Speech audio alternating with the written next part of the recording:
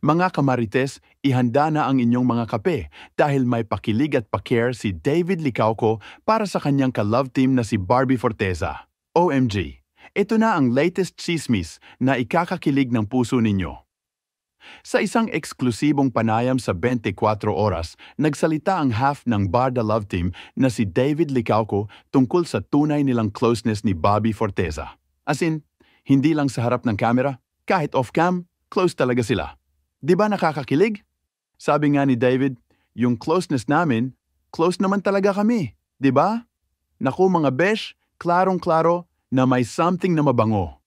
At ito pa ang nakakabighani, aminado si David na he really cares for Bobby. Pero teka lang ha, hindi pa raw sila. May healing process pa kasi si Bobby mula sa breakup niya with her ex-boyfriend na si Jack Roberto.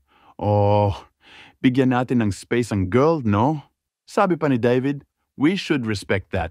Kailangan niyang mag-heal. Ay wow, ang supportive. Sana all, di ba mga Mars? Pero wait, may dagdag pa si Mr. Pogi. Ngayon daw na parehong single sila, mas maluwag daw ang bonding nila. Di na kailangang pigilan ng extra care.